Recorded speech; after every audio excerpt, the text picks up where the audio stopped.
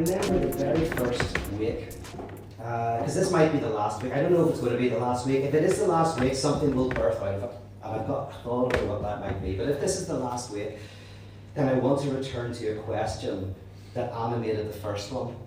And if I remember correctly, it wasn't even called Wake at that time. It was called Idolatry of God, because I think I just brought out a book with that title. And the first talk I gave, I think, was loosely based on that idea. The question is not whether there is life after death. The question is whether there is life before death, right? So that's, I think it was German poets who articulated that originally. I've heard Zizek say it, I love it. They're like, oh yeah, let's just say there's no life after death, but is there life before death? And that's what we explored. But now I'm kind of going, I think I want to reverse it. I go like, I don't think there's life before death, right? So if before I was saying, okay, let's just say there's no life after death, right? There's no life after death, but hey, there's life before death. No, I was completely wrong, right? There is no life before death, but there is life after death. There is life after death, and I've got proof. So I'm going to give you the proof this week that there is life after death. And I don't have to, because you are the proof, right? You are the proof that there is life after death. Now, you can take that a number of ways. You know, it's just playing with words. And you pay, is there life after loss? The death of people we love. The loss of people through divorce, separations. There's a lot of loss that we experience in life. And whenever we experience those losses, the question is there life after this? Yes, my heart is beating. Yeah, I'm still breathing, but I'm not alive. I feel dead. So in one sense, we're always going, whenever those losses happen, and a lot of us are unified by loss. I mean, I've talked to about 10 people in the last 24 hours who have experienced within the last year a profound and painful loss. But even more fundamentally than that, I want to say that our birth, and not me, through psychoanalysis and what I've learned from that, is that life itself is born out of a fundamental death. There is something that all of you have paid a price, a pound of flesh, to be alive, to be human. And in structural anthropology, it's called the incest taboo. What is this? You find in every culture, in every civilization, this notion of some sort of incest taboo that at its very core, it's very basic, is this sense of you can't stay wedded to your mother other forever, right? You can't stay in that private enjoyment of just being at the mother's breast, because when a child is born, there's a sense in which you can't separate the mother from the child. They are so closely connected. But if we stayed like that, you've heard me probably say it before, but if you stay like that, you become Irish, right?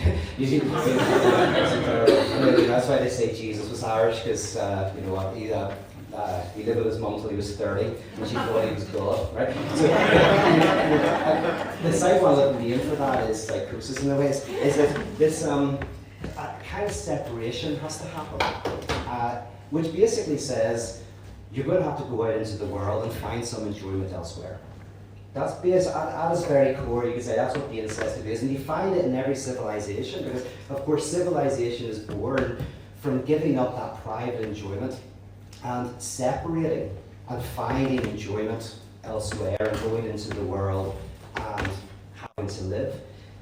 So we're all marked by this profound sense of the loss of something, a profound sense of an oceanic oneness, a kind of pure unity, a wonder that we had to give up. Lacan talked about, he said, it's like whenever a robber says your money or your life, and you've got two options. You either keep your money and you lose your life, or you give your money, which means you lose something, right? You lose something very important, right? But you retain your life. And the idea is that we all have that kind of demand when we're infants, is we don't give up our money, our enjoyment, our private enjoyment of just kind of being at the mother's breast, but then we don't really enter into life. Or we die to that, we lose something fundamental, and we come into the world already robbed. Like, we are already robbed. Now, the truth is It's not that we were robbed of something, it's that we are the result of the robbery. It's not that we died, we are the result of the death. So retroactively we think we lost something, but you, the you that thinks you lost something, is the result of the loss itself. Right? That's the twisted, crazy logic. I'm going to keep coming back to it, so you don't need to kind of get it now, but it's kind of like retroactively we say, I lost something. And so you're marked with this sense of loss. And Freud had a great myth to describe this, where he said he imagined that before we were humans, in a kind of symbolic way, we were these hordes were running around, and the only law was might.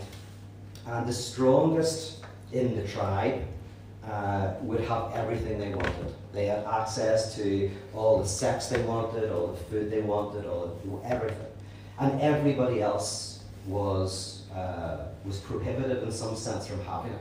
Right? So the strongest leader, the primal father, right, was the one who had everything. So if you think of Mad Max, Fury Road, you have this primal father figure. He has access to everything, and everybody else is kind of like subjugated.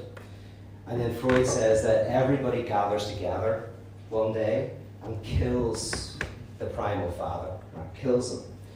And then they basically all make a pact that, hey, we all have to abide by laws. We all have to be castrated. We all have to have certain limits placed on what we want.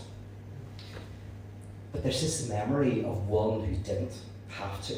There's one who didn't have to compromise, who's not castrated, who's not lacking, who had everything. Now they're dead and gone, but all of us, we're all unified by the fact that we're lacking. And for Freud, this myth, and for him maybe it's true, but it's kind of the myth really, is this is what unifies us. We're all unified by a shared loss. We all know some of us have a better life and a worse life, but none of us are undivided. None of us have everything, right? All of us are divided. But there is this shadow of a memory of one to say who isn't, one who's dead, one who isn't. And at various times in life, in various societies, you might have someone who seems to occupy that place. God is a good example, traditional God, the one who is whole and complete, lacks the lack. We all have to abide by covenants and laws, and we're all, have to give up some pleasure and enjoyment to live. But God is complete. And then we might imagine in the afterlife, we can have that as well. So there's a sense in which we can have that.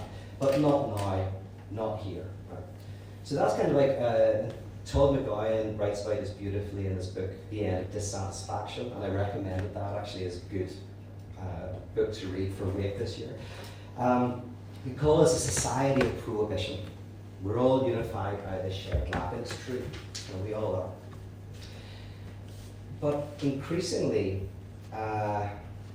especially in contemporary society, this idea of someone who does not lack, someone who is whole and complete, gets closer and closer, right? In order to sell more products, right? If globalized capitalism, in order to sell things, get us involved, we are surrounded more and more by a society that McGowan calls a society of the demand to enjoy, right?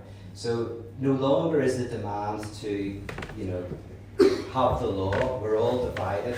We all have to give something up and enter into the world. Which, by the way, has to happen symbolically. This is language. We enter into the world of language, where words never hit the thing, right? So now we're in symbolic. So whenever you, if you don't want to buy a hipster coffee, I don't buy hipster coffees. I just want a regular, standard builder's cup of coffee. You're not having a standard builder's cup of coffee. There's a symbolic framework to that. You're the type of person who doesn't buy a hipster coffee. Right? You never get to the thing. This is why Shizak tells that story. It's a very good story about the guy who's on a desert island, and only one other person has been shipwrecked with him, and it's this model. Right? It's a beautiful model, and everyone else is dead. Two of them on the desert island. At first, she's got no interest in this guy. Of course, for me, it's Seamus. So that's who Seamus. So this old guy, Seamus. But Seamus, I'm not interested in you. It's not going to happen. But after about 5 years on the island, she's like, okay, it's just the two of us. Okay. So one night, Seamus, kind of has a little romantic evening, lights some candles or whatever, and they have this wonderful, passionate night, have sex together. Wonderful. Anyway, Seamus the next day wakes up and says, well, that was amazing, that was brilliant, but listen, would you do me a favour? Could you put this hat on and draw a little moustache on your face and put this jacket on? Right, this is weird. Oh, that's fine, just do that. Oh, and then meet me down at the beach in 10 minutes. And so, as some of you know, Seamus goes down to the beach, sees this woman dressed in the jacket with the hat and the moustache. He runs up to her and says, he says, it's great to see you. You'll never guess who I just slept with, right? So it wasn't enough to sleep with her. He had to tell somebody, right? So there's a thing in which now you can't have the thing that satisfies you. Now you have to have a substitute enjoyment, which is symbolic. You have to tell someone. So the other day, I did this to my embarrassment, but I was sitting in an apartment overlooking the Lagan, and I was reading a book, and I took a picture of the book over the Lagan. Well, because I was enjoying myself, but I wanted the enjoyment of people thinking I was enjoying myself. I wanted the added enjoyment of the enjoyment of thinking that people were that I was having the thing. And in fact, in many ways, what we often do is I'm not getting the satisfaction, but I get a substitute satisfaction from you thinking that I'm getting the satisfaction. If I can make you think that I've got a wonderful life, it kind of helps me think that I might have a wonderful life. But that's precisely because I can't directly access pleasure. Now, of course you can momentarily, of course you can, but it's always passing, it's always moving. There's that beautiful Chinese parable of the farmer who one day there's like one day 5 of his horses run away. So he's a horse farmer. 5 of his horses run away, and his neighbours say to him, oh, that's a great misfortune. And the farmer says, well, maybe. And then a few days later, the 5 horses come back, and there are 5 wild stallions coming with them. The neighbours say, oh my goodness, that's incredibly good fortune. And the farmer says, oh, maybe. And then his son is breaking in one of the stallions and falls off the horse, breaks his leg. Again, the neighbours come round and say, oh, that's a great misfortune. And he says, oh, maybe. And then some officials from the government come to recruit young men for the war. They see the kids with the broken leg and they walk away. The neighbours come round and say, oh, how lucky. Oh, maybe. So that's kind of like how language or signifiers work and how life works. Is something amazing can happen to you. Oh, you're so lucky. Maybe. That person you've just got together with might be the one person who destroys your life a year later. But then that destruction might be the thing that leads to something even more beautiful. And there's no getting the thing, right? There's this constant movement. And in that parable, what's beautiful is the farmer has found a way of enjoying the maybe part, of enjoying the slide of signifiers, and enjoying the movement. Actually, the problem for some of us, I've experienced this in my life, is when you get fixated, you get fixed, and you can't slide from one thing to another. Your desire doesn't move, it gets stuck, and it becomes eternal. Some person or some part of your life that you can't let go of, and time does not heal, just time stops, an eternal dimension within you. Often psychoanalysis, I think, is a technology that's designed to try to get temporality back into that, to get your desire moving again so that it doesn't get stuck. That's kind of like, once basically the incest taboo happens, you have to go out into the world, you can never find that pure oceanic oneness that you have, never quite get it. You always grab something and it's not quite it. And then you have to get the substitute enjoyment of symbolic enjoyment, which is often how people thinking that you have it, right? But this makes us public. We're now interconnected. There's no private enjoyment. We're interconnected now, and that's how symbols work. The other thing as an aside, by the way, this is probably not that important, but it's interesting. It's not only can your language, can you never quite land on something, an experience that gives you everything you need. There's something always missing. Signifiers also start to contain multiple meanings. There's a story of this Jewish community who were being basically harboured by the Catholic Church, and this community was in Vatican City, and they were in Vatican City for about 5 years. And eventually some priests said to the Pope, right, it's time for them to leave. Got to get rid of this Jewish community, right? This is Catholic land, right? And the Pope says, well, he says, okay, but I can't just throw them out. It's very unneighbourly. But he says, get the chief rabbi, and I will have a debate with him. And if I win this theological debate, they have to leave. Okay, if they win, they can stay.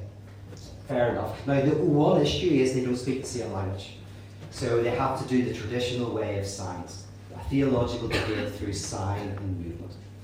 And so it begins with this rabbi who walks into this incredible cathedral, and the Pope is sitting on this throne. The rabbi comes up to him, and the Pope starts by holding up 3 fingers. 3 fingers. And immediately, the rabbi holds up 1 finger. And then the Pope starts to wave his finger in the air like this in a circle.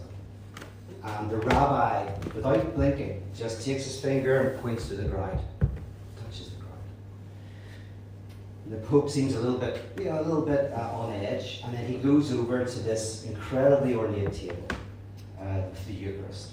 And he goes up to this diamond-encrusted chalice, and he pours this wine into this diamond-encrusted chalice. And he takes a single wafer, and he holds these in front of the rabbi. And the rabbi, as if knowing this was going to happen, reaches down into a brown crumpled paper bag and takes out an apple, takes a bite, and then they leave. So the priests get around the Pope and say, so what happened? What happened? The Pope says, well, I'll tell you what, one fair and square. So the guy had an answer for everything. He says, I started off and said, God is one. God is unity. My rabbi friend said, God is 3. God is 3, Trinity. And my rabbi friend said, but God is 1. He said, well, God is transcendent, above, looking down. He said, my rabbi friend pointed to the earth and said, but that transcendence is imminent. God is in the grit and grime of the world. He said, and then I brought the wine and the wafer, the body and blood of Christ, the second Adam. And my Jewish friend, as if he knew I was going to do that, pulls out an apple to remind me of the first Adam. So then the Jewish community get around the rabbi. And they say, what happened? What happened? He says, it was a nightmare. He says, terrible. He says, first of all, he says, you've got 3 days to leave. I'm like, no one of this is going, right? And then he says, well, we're going to round you all up. I said, no, likely, we're staying rooted to the floor. And then he said, what happened next? What happened next? He says, that's the most frustrating thing, he says, then we broke for lunch. That is how signification works. Is right, we can speak, but like 2 different meanings. So maybe I collect stationery. I'm also stationary in my life, I don't move. But the same signifiers communicating different things. So now we're in this world where the signifiers never land on something. You never just eat an apple, right? You're always eating an apple because it's healthy, because of symbolism. You're never getting to the thing. And also our words have different significations, unconscious meanings that we're not even very aware of. So this is the world of signification. We're in this world. And we can be very easily manipulated by someone who says, I can get rid of the lack. I can get rid of this sense of loss, this sense of death that animates you. Just purchase the right thing. Just believe the right thing. Just do the right practices. And so the God of prohibition, where we're all lacking together, is replaced by the God who commands enjoyment. This is the God, I think, today that we live in. This is the theological God. And that's why I live in LA, because that's the Mecca, that's the Vatican for the God of the demand to enjoy. Right? I don't know anywhere in the world that is quite like Los Angeles for this God who demands always happiness, the tyranny of happiness and satisfaction. If only you look the right way, purchase the right things, hang out with the right people. It's palpable in everything, right? Most religious days, but it's not the God of the prohibition. It's not the God who says, You're all lacking at the moment, and maybe in heaven, whatever. But it's the God who's continually telling you that you can be whole and complete in all sorts of ways. And the problem is, it constantly fails. It constantly doesn't give you what you want, creating more and more anxiety, more and more. But here's the thing, not only more and more anxiety, more and more hatred of the other, because you're surrounded by all of these people who aren't castrated, who aren't lacking, who haven't been born out of death. All these people who seem to have the life, these these kind of fantasies of, and by the way, you don't even have to employ actors to do it anymore. In the old days, it was like adverts, and you employed actors to pretend they were super happy because of the car they drove. Now, we do it ourselves. We kind of go on to our own social media platforms, and we enact that, and we pretend we're not castrated, right? So we do it for free. And we're surrounded by, and whenever we don't really believe it, so in the mirror face of the can, you've got like this infant who's all crappy and can't stand and can't walk and whatever. To say like kids are rubbish, they can't. You say, oh, you're such a strong. Kids aren't strong, are we? Like, oh, you're so fast. I could beat her together. And then they look in the mirror and they see an infant who, and the mother says, oh, look how strong you are. Look how beautiful you are. That's you. You're amazing. And the child identifies with the mirror image. Now, they identify with the mirror image partly because of the mother or the father, whatever, saying, right? So in the same way on Instagram, right, you put up the image of yourself, and then the like is almost like people saying, that's you, right? So it helps you identify with yourself even better. I think that's why the like's there, because I stopped liking things on Instagram, because I'm like, who am I liking it for? Like, what am I doing when I click like on a random person's Instagram post? I do it with friends, of course. Yeah, and although I hate my friends because I'm jealous, because that's what it is. That jealousy. If you sell Rob Bell and whatever, I'm saying, oh, how many books did you sell? Oh, yeah, 30,000. That's lovely. I'm not jealous. That's great. I'm really happy for you. Me, it's not about the sales. Not about the sales. It's just about the love of the writing. It's never about the numbers until you've got them. Yeah. So, but the like kind of, in a sense, allows you to kind of identify with the mirror image, the fantasy image, and that's all very well, it's all fine, but it creates a lot of social unrest, it creates a lot of social division, it creates a lot of jealousies. And that's the story, that the Romanian farmer, I think Shizak tells it, who God says, you're a faithful farmer, and you've done well in my eyes, and I will give you anything you want. What would you like? And before he speaks, the angel says, it gets even better. God will grant you your neighbour double. Whatever you ask for, your neighbour will get twice. And so the farmer says, take one of my eyes. Right? Sometimes we so hate the other. I actually think that's probably the logic behind Solomon's wisdom. Two women come to Solomon. One woman stole a child of the other woman, and they're both claiming to be the mother. And then Solomon says, bring me a sword, and I'll cut the child in half, and you can each have half. And then the mother says, don't do it. Give the child to the other. And then Solomon knows, she's the mother, right? What's more interesting in a sense is why the other woman didn't say anything. Why did the other woman not mind the child being cut in half? And one way of thinking about it is perhaps that she lost a child, and she was so distraught. And then seeing someone else and imagining that they have the thing. They have that thing that makes you whole and complete. They have that thing which I will never have. Can create this sense of, I just want to see the lack in you. I want to see that. I can't stand being the only one lacking. I am lacking and this person has the thing. It's very, very powerful. So kind of what's the answer? What do you do?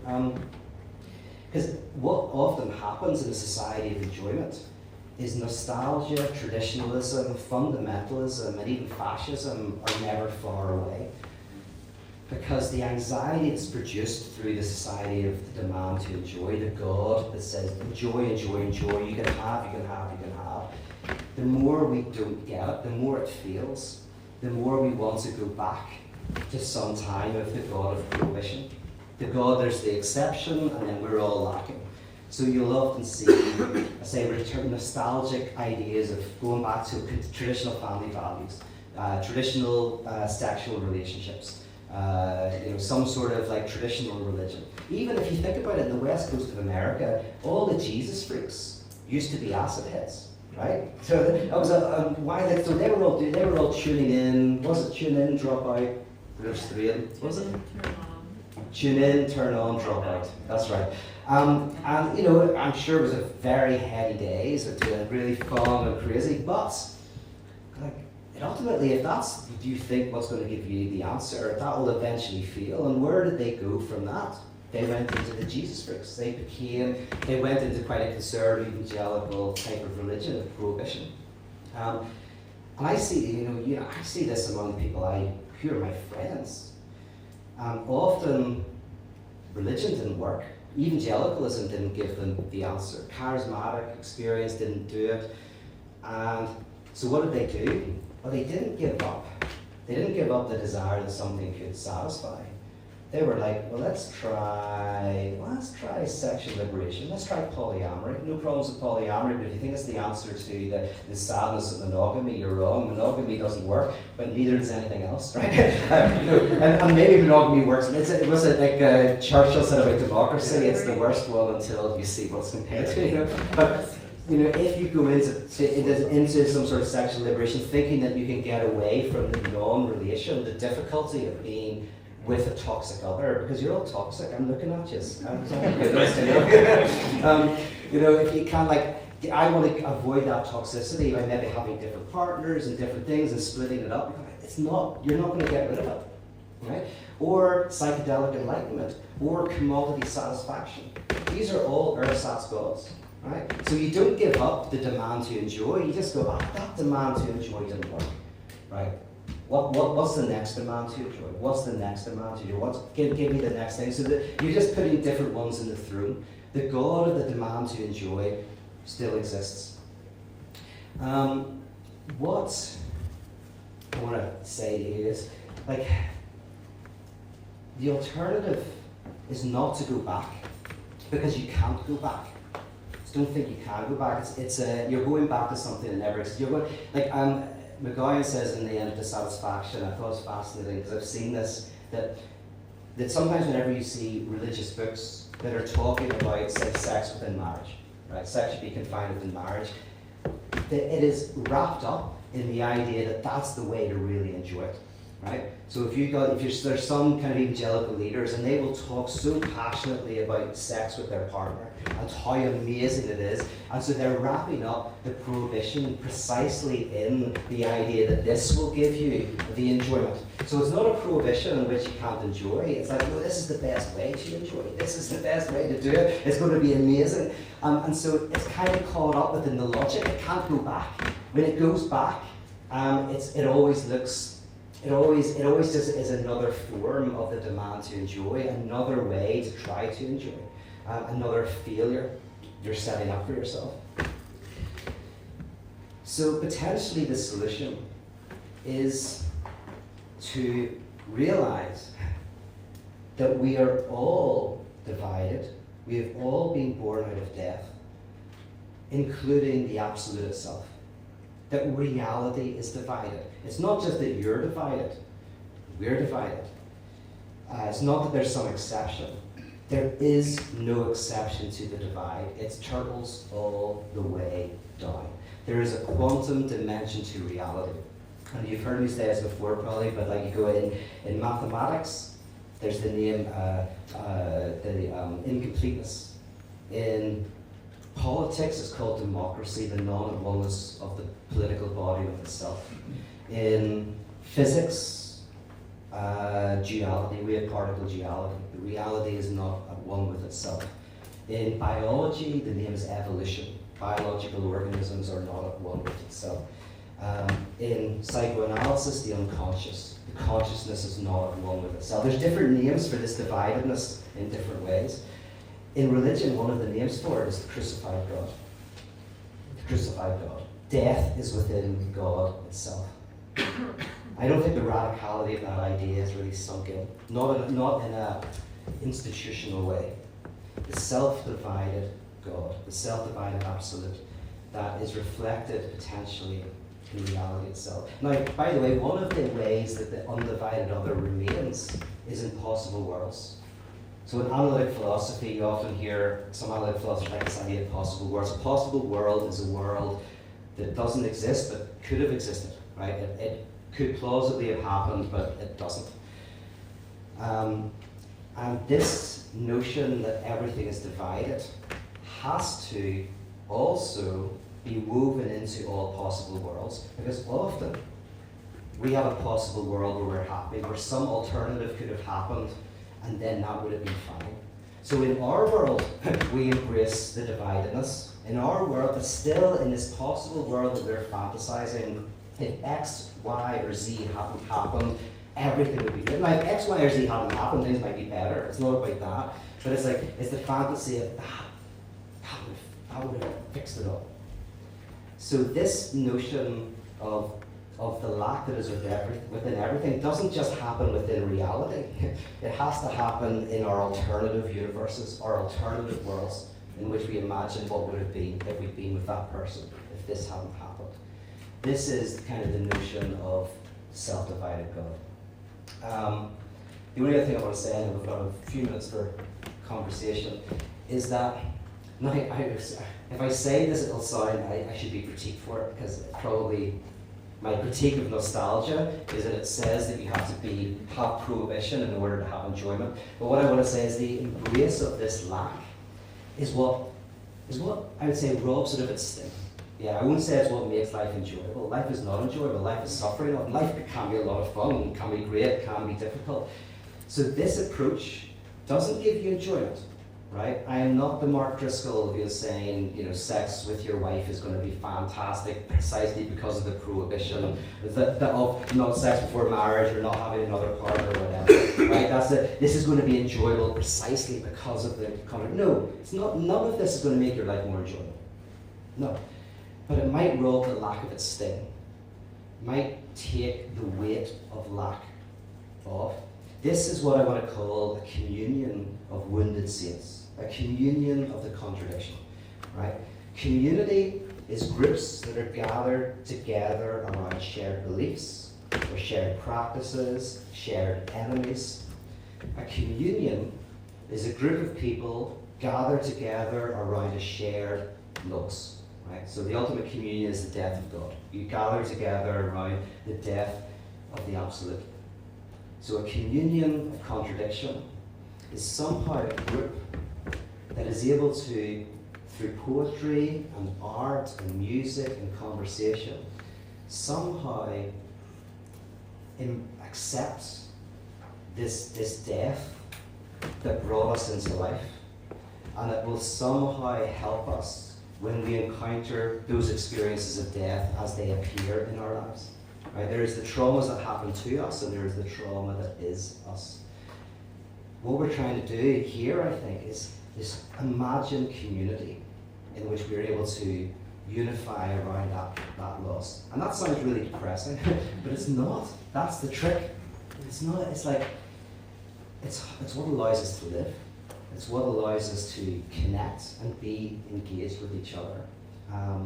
And it's what maybe, I think there are advantages to this community, and I think it's the kind of community that stops scapegoating.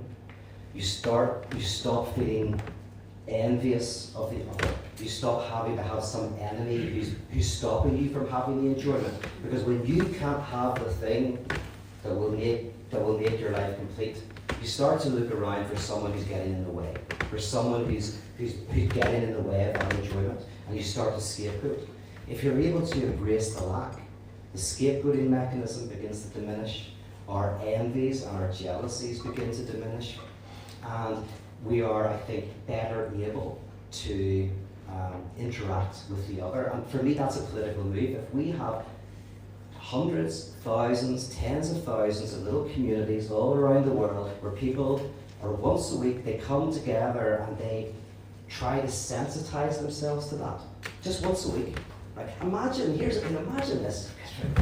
Imagine that a group of people, and every Sunday, all their life, they go to a place and they engage in a strange behaviour that involves music and words and ritual. That's kind of like a desert in the oasis of life, where you sensitize yourself to that lack in yourself and in the other. And just every week you do that. And there's millions of these communities all around the world. That could save the world. That could save the world. And here's the funny thing, there is a group that does that. There's lots of groups, there's religions do that. They have this, so what we have to do is figure out a way to either kind of replicate that or that the already existing system is there. How do we get this notion, which is already in Christianity, already in the narrative, already in the discourse, it's already there, right? The self-divided God, the crucified God, the whole thing of the Garden of Eden is all about the prohibition, and you have to get the thing that will make you whole and complete, the apple, and you get it, and it's a total curse, and it's like a disaster. I've talked about that ad infinitum, but you can read the whole text as being a way of freeing us from the tyranny of happiness, freeing us by helping us embrace this loss. You can do it. So how do we create sermons and music and art to kind of, it all sounds terrible, it sounds like a virus. So we get get into that system, and that could be very transformative. So what this is about, and this is where I'll stop. I said I'd stop 5 minutes ago, sorry. But what Wake is about, it's by saying, if you resonate with this message, your job is to do it. Some of you have podcasts, some of you are writers, some of you are leaders, religious leaders. Some of you have been, many of you have been, you might have to be again, right? But the idea is that I think that is our vocation. That's what we're doing here, is going, how can we, through our writing, our podcast, through our communities, kind of create those spaces where people can feel, can mourn. There's that idea of primal agony that Winnicott talks about, that we think something terrible is going to happen, but it already has. Whenever somebody, for primal agony for Winnicott, is that person who is always terrified that some disaster is going to happen in the future that will completely dissolve them away, that will completely wreck and devastate them and mark them for life. But in many ways, that primal agony is just a hint that has already happened, but we haven't found a way to symbolize it. We haven't found a way to articulate it. We don't have a community where we can speak it. And so it returns in this fear of the future. But somehow if we're able to symbolize and we're able to speak of what has happened in the past, that will diminish that fear and that terror. Okay, I'm going to stop there. Anybody want to ask any questions, comments, thoughts? Also, there's lots of people here who know more about this stuff than I do. One of the reasons why I invite guests to this, like Rick, is because I want people to enrich this conversation and to critique this conversation and to help us kind of put these ideas into better and deeper forms. And so there's a number of you working in this area and you're doing great work in this area. So comments, critiques, thoughts are really welcome. Oh. Phil, yeah. So can we go back to it for a second to sort of the gap? Yes. And the gap, as I've understood it from what you've been saying, is that distance between a symbol and what it's pointing to. Is that? I want to go further than that. Yeah, right. Because if it's a gap between the symbol and the thing is undivided. The thing is kind of like, it's not infused with antagonism or asymmetry. And what I want to argue, and Rick, it'd be interesting to hear you on this, but what I like about, say, the work of Zizek was that he pushed that notion right into the thing itself. Right? That's the, and by the way, people might not want to go that direction, but that's that direction. Right? When I started Icon, very quickly, I'm going to jump back to you. When I started Icon, one of the things that happened is some people were there thinking it was crypto-theistic, and some people thought it was crypto-atheistic. So some people were saying, oh, this is a way to get people kind of off religion and off God, and some people were like, oh, this is a great way of getting people into religion and into God. Right? And I like that undecidability. I wanted to keep that. And one of the things I was influenced by is two types of two types of embrace of unknowings within religion. One is we cannot know God because the intuition, so using Kantian terms, intuition and concept. Intuition is kind of my experience of the world, and concept is how I grasp it mentally. And so Kant famously said, intuition without concept is blind, concept without intuition, no, what was it? Concept without intuition is empty, and intuition without concept is blind. And what he meant basically is, if I have a concept of something but I never experience any of it in the world, it's empty. I can have a concept of a dog, but I'm never meeting dogs, so I have a very empty concept. But if I have pure intuition, and so I'm encountering dogs, but I have no way to conceptualize it, then I don't know what I'm meeting, right? It's blind. I'm encountering dogs, but I can't differentiate a dog from a cat or anything else. So there's a certain sense in which concept and intuition kind of are interconnected. And in Kantian terms, what happens is the concept is kind of filled up by our experience. But some mystics say, well, there are certain experiences, which is the other way around, where something overwhelms you so much, a reality overwhelms you so much that you can't conceptualize it. You're short-circuited, right? And that's not an everyday occurrence, but there are some things that so overwhelm us. And so we know we're encountering something, but we cannot put it into words. And that's for some mystics, that's the religious experience. The kind of the overwhelming encounter with the reality that you cannot speak. And I think that's really, there's something beautiful in that. And then there's the other side, which is this notion, the other reason is God you cannot grasp, because God cannot grasp God. Because there's something about the absolute or reality itself that is divided. So those are two positions. But I'm more the second one. Do you want to come back on that at all, or does that make sense? No, it's fantastic, so thank you. Well, thank you. Rick, do you want to say anything about that? That notion of dividedness within the thing itself? In relation to the signifier as well? Or? Oh yeah, I just thought, because you're sitting right there, if you don't want to, you might have some insight into this idea of a dividedness within reality itself. Not just between us and the thing, but in the thing. The thing never lives up to its own revelation as well. Yeah. Maybe I'll wait. Anybody else want to pick up on this, or other comments or so? Yeah. So you were talking about sort of encountering the real a second ago. And it's kind of like a failure of the symbolic to grasp, to be able to symbolize the event of that encounter. Yes. Is that what you refer to? Yes, the real is a failure. Of the symbolic structure. Yeah. But then it's kind of like a gel that then reconfigures itself and then names that encounter. And then that becomes then consumed by the symbolic. It's sort of, the symbolic is always eating our perceptions, and you know, there's some event that occurs that's unnamed, unnameable. And then you now call that the thing that happened to me a week ago. They suddenly become symbolized. Yes. And so the sort of symbolic structure is always enveloping and consuming us, putting us back into our sphere of untouchability of the real. Yes. Because it's always getting in the way.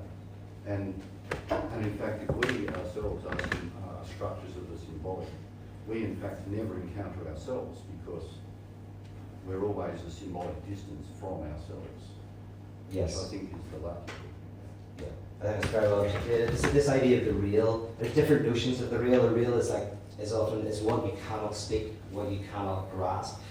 But the real, there's something like the real infuses the symbolic. So there's this for me, this is the definition of religion in a way, is its openness to what can never be symbolized, what always ruptures our symbolism, what never kind of quite grasps it. That's something I want to talk about tomorrow night with Podrick, so I've got a good story about it, but I'll save it for now. Anyone else want to jump in? Is that for quickly, Hope? What do you make of like the eschatological term in Christianity? Like, do you place its fulfillment in the eschaton? Oh yeah, that's like a final fulfillment, a final end, a teleological. So, Yeah. so you have like prophets and hope. Yes. And where's hope fit in with this, maybe? Yeah. Well, because you have the crucified God bit, and God is hope. Yes. Bit. Yes.